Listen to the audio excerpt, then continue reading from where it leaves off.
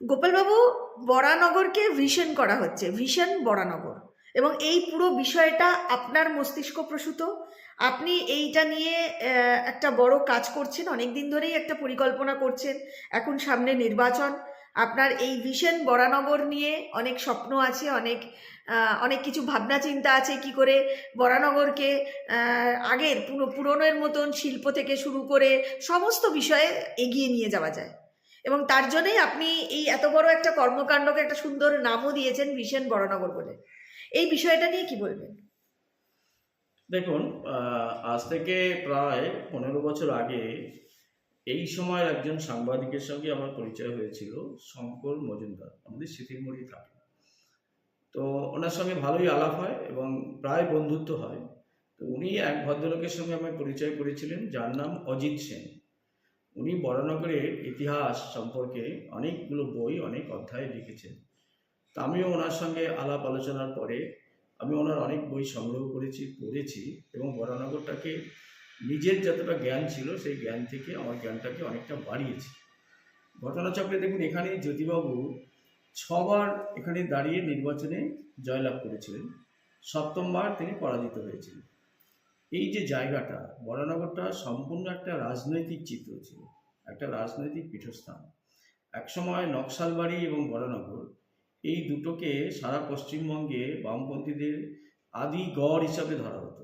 আমরা জানি যে ঘটনাচক্রে যে নকশাল আন্দোলনের সময় বরানগর কাশীপুরে গণহত্যা হয়েছিল, সে সময় প্রচুর প্রচুর শিক্ষিত যুবক যারা একটু নকশালপন্থী হয়েছিলেন বা যারা সমর্থক ছিলেন, তো তাদেরকে পুলিশ সরাসরি গুলি করে তাদের লাশ গঙ্গায় ফেলে দেওয়া হয়েছে, লাশ গুম করে দেওয়া হয়েছে। এরকম একটা রাজনৈতিক জায়গা বরানগর, যেখানে জ্যোতিবাবু হারলেন কার কাছে? একজন বরানগরের সামান্য মানুষ। আহ, আহ, সামান্য মানুষ ঠিক নন উনি, উনি যথেষ্ট গ্রহণযোগ্য মানুষ, কিন্তু পলিটিক্যালিতে ওনার অতটা গুরুত্ব ছিল না। একজন সিপিআইয়ের কর্মী, মাননীয় শিবপদ ভট্টাচার্য, তার কাছে উনি হেরে গেলেন।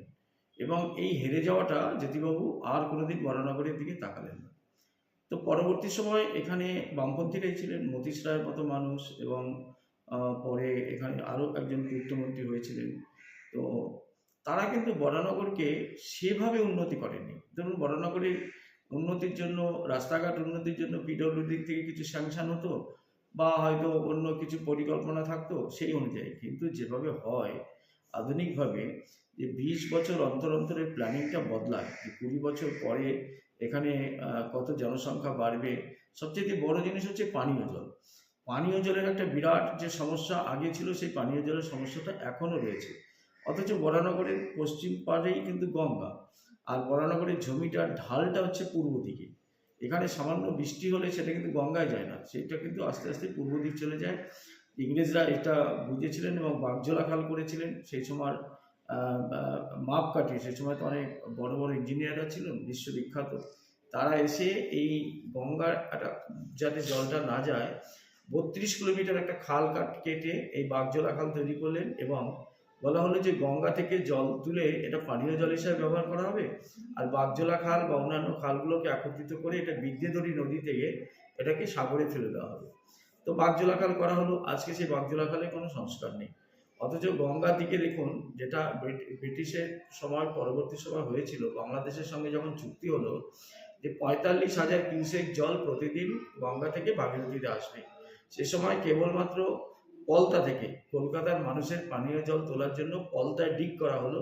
সেই পলতা ব্যারাকপুরের পরে সেখান থেকে পানীয় জল তোলা হতো, এবং এই বিটি রোডের নিচ থেকে, মানে শুধু ইট দিয়ে তৈরি একটা ড্রেন আছে, মানে ড্রেন বলতে জল যায়, পানীয় জল যায়, সেটা এখনো আছে। তার পাশাপাশি এখন প্রায় 6-7টা আছে, 72 ইঞ্চি করে ডায়াটা আছে, কারণ মানুষ বেড়ে গেছে।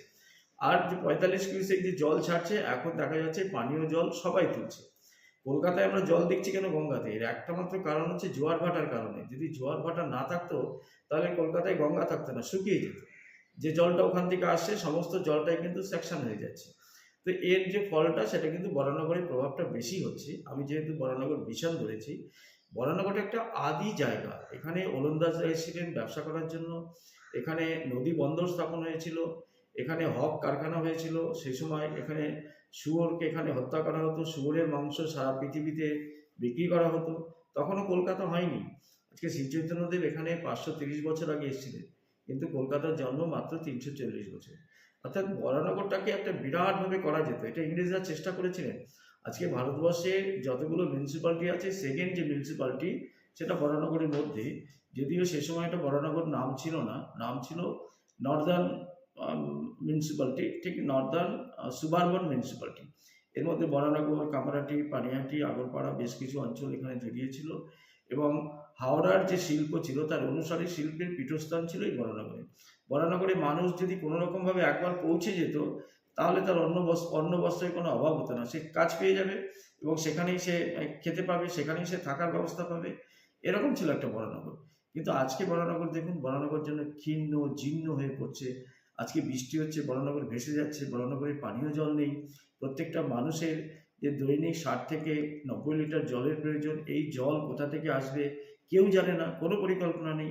মানুষকে দেওয়া হচ্ছে, তার পিএইচ অত্যন্ত খারাপ। পিএইচ বলতে যে জলের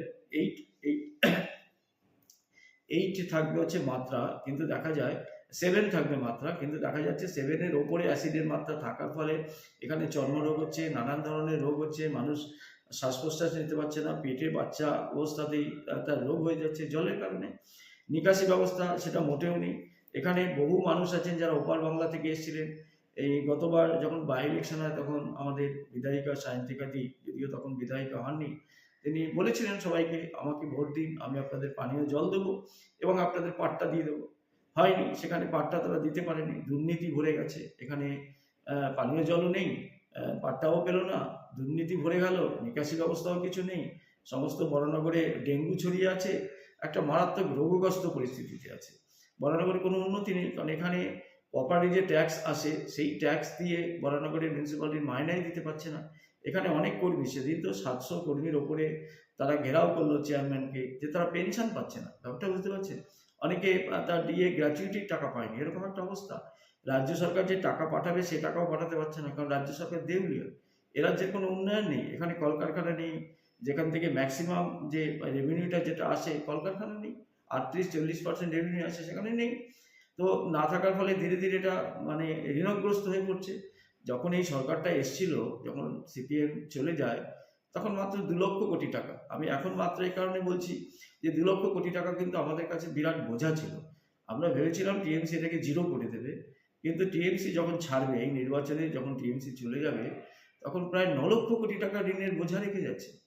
আজকে পশ্চিমবঙ্গে মানে প্রায় দ্বিগুণের থেকেও বেশি বাড়িয়ে দিয়েছে। অনেক গুণ বাড়িয়ে দিয়েছে। আজকে যদি এখন একটা শিশু জন্মাবার আগেই, যেটা ভূমিষ্ঠ হয়নি, সেই ভূমিষ্ঠ হওয়ার আগেই কিন্তু তার মাথার উপরে 1 লক্ষ টাকার উপরে বেশি ঋণ থেকে যাচ্ছে। এই কয়েকদিন আগে বরানগরে একটা ঘটনা আমি শুনলাম, যে শিশুটি জন্মায়নি তার আগেই নাকি বার্থ সার্টিফিকেট লেখা হয়ে গেছে। তো এখানে যে চাকরি যারা পাচ্ছে তারা ঘুষের টাকায় চাকরি পাচ্ছে, অর্থাৎ ঘুষ নিয়ে এখানে চাকরি বিক্রি করা হচ্ছে। আজকে টিএমসি যারা আছে কোনো উন্নয়ন নেই, বিভিন্ন জায়গায় যান, এখানে তারা জঞ্জাল কর নিচ্ছে, অথচ সারা জায়গায় যেখানে যাবেন নাক চাপা দিয়ে আপনাকে হাঁটতে হবে।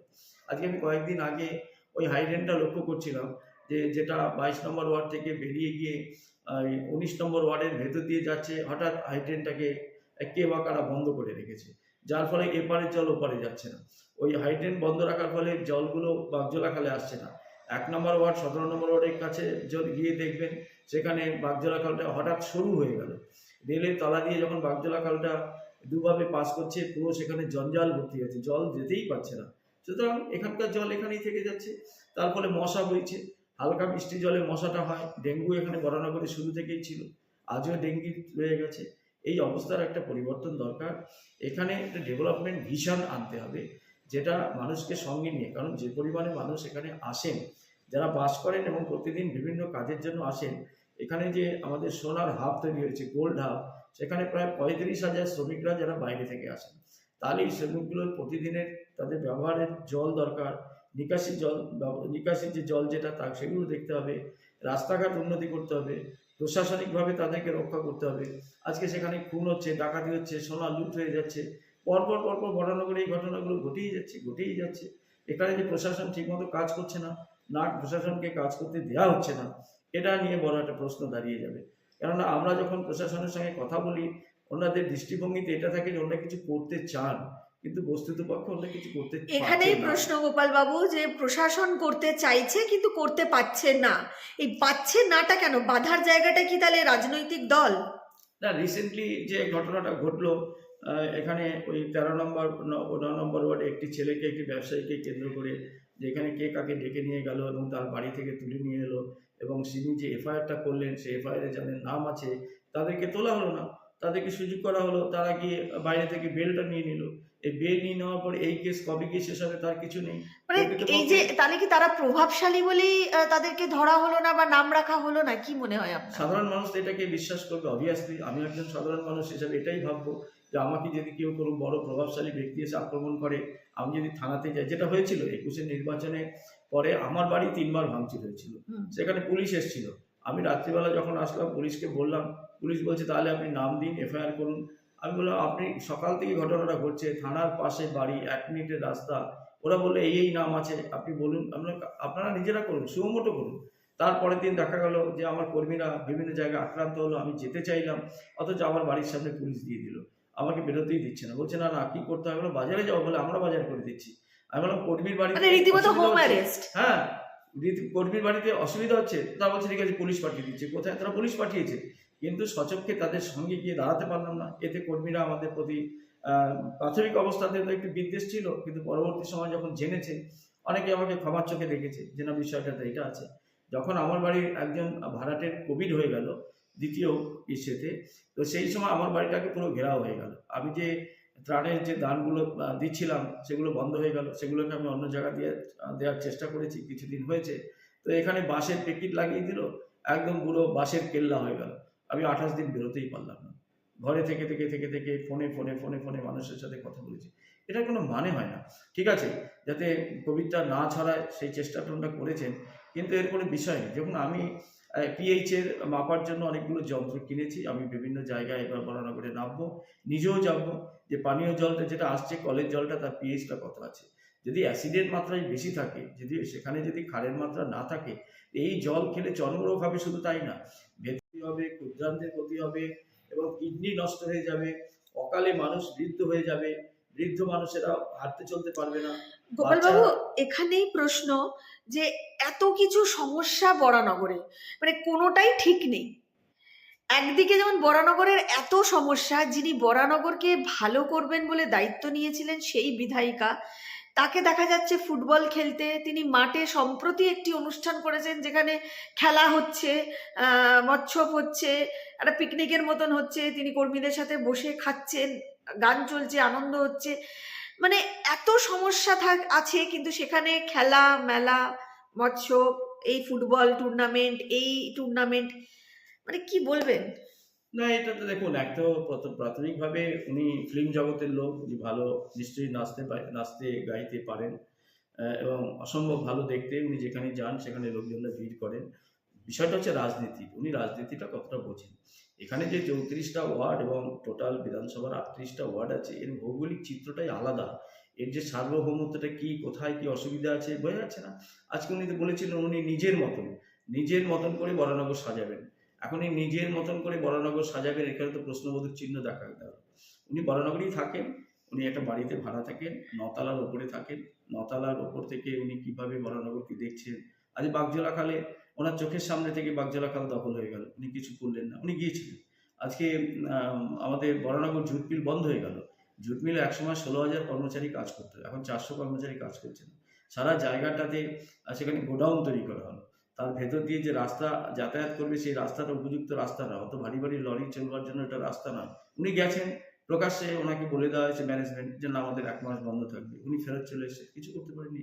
উনি নিজে বলেছিলেন যে আমি পানীয় জলের ব্যবস্থা করে দেবো, উনি ওনার নিজের কথাতেই ওনাকে জিজ্ঞাসা করতে পারবেন, এবং যাদের পাট্টা হয়নি তাদের রেজিস্ট্রেশনটা করে দেবে। কোথায়? একটি পাট্টা হয়নি, একটি জায়গাতেও জলের ব্যবস্থা এখানে হয়নি। বরানগরে যে সমস্যাগুলো আছে সেই সমস্যা নিয়ে উনি বিধানসভায় চিৎকার চেঁচামেচিও করেনি। এখানে যে মিউনিসিপ্যালিটি কাজ করতে পারছে না, বিভিন্ন রাস্তাঘাটগুলো ধ্বংস বুকে চলছে, পিডব্লিউডির পক্ষ থেকে ওনাদের পিডব্লিউডি মিনিস্টার নিজের সরকার, সেখান থেকে উনি টাকা আনতে পারেনি। আজকে প্যাচওয়ার্ক হয়নি দুর্গাপুজোর আগেতে। তো এইগুলোর জন্যই তো মানুষ ওনাকে ভোটটা দিয়েছিল। আজকে বরানগরে দেখুন এসটিপি নেই। আমি ওনার পাশে মানে খুব কাছের একজনকে এসটিপি কি তার ব্যাখ্যা দিয়ে বলেও দিয়েছিল যে এসটিপি না হলে বরানগরে জলের সমস্যা মিটবে না। যতই জল এখান থেকে সরুক না কেন, ড্রেনগুলো অত্যন্ত সরু ড্রেন অবস্থা, আর যে হাই ড্রেনগুলো আছে 72 ইঞ্চি যে ড্রেনগুলো আছে সেগুলো যদি মিউনিসিপ্যালিটি পরিষ্কার না করে, সেখানে 68 ইঞ্চি ময়লা জমে আছে। এগুলো উনি দেখছেন, কিছুই করতে পারছেন না, কেন রাজনীতির লোক নয়। এখানে মিউনিসিপ্যালিটিতে ওনার কথা শুনছে কিনা তা জানি না। মিউনিসিপ্যালিটিতে আলাদা আলাদা যারা আছেন তারা বিভক্ত হয়ে আছেন, এবং ওনার পাশে যাদেরকে দেখা যাচ্ছে তারা কিন্তু প্রকৃত রাজনৈতিক নেতা নয়। তারা হয় তাদের হাতে লোক আছে, ধরুন ধরুন লোক আছে, নেতা তারা নয় কিন্তু- বলছেন, ওনার পাশে তো শঙ্কর রাউতকে দেখা যায়। প্রচুর না। ছবি ভাইরাল। সম্প্রতি একটি অনুষ্ঠান হয়েছে খেলার মাঠে, কি সেখানেও ওনার পাশে দেখা গেছে। উনি উনি ওনার তো অনেক মানে প্রতিপত্তি দেখা যাচ্ছে। তাহলে কেন কাজ করতে পারছেন? এই শঙ্কর রাউতের মতন নেতারা তো ওনার সঙ্গে থাকেন। না না, এখানে শঙ্করের কথা বলুন, কিংবা অজয়ের কথা বলুন, কিংবা রবীনের কথা বলুন, কিংবা পুলকের কথা বলুন, কিংবা মেজর কথা বলুন, আরো কয়েকজন আছে, এরা এখনো বরানগরের রাজনৈতিক নেতা হিসেবে এরা স্বীকৃতি পায়নি। আজকে রামকৃষ্ণ পালের কথা বলুন, আমি রামকৃষ্ণ পালকে দেখেছি, ছোটবেলা থেকে দেখেছি। বাড়ি বাড়ি কাগজ বিক্রি করে সেই সময় দুরন্ত সিপিএম এর সময় বিরোধী দলের নেতা ছিল, সিপিএম তাদেরকে কিভাবে মিউনিসিপ্যালিটিতে প্যাক দিত, কথা বলতে পারতো না, সেই অবস্থা থেকে সহ্য করে আজকে তারা দলটাকে দাঁড়া করিয়েছিল। এখানে যখন 12 বছর আমরা একসাথে ছিলাম, বিজেপির পক্ষ থেকে আমি এবং টিএমসির পক্ষ থেকে রামকৃষ্ণ পাল, আমরা দুজনে মিলে পুরো বরানগর থেকে কিভাবে সিপিএমকে সরানো যাবে তার পরিকল্পনা করতাম। বহু জায়গায় ওদের কর্মী ছিল না।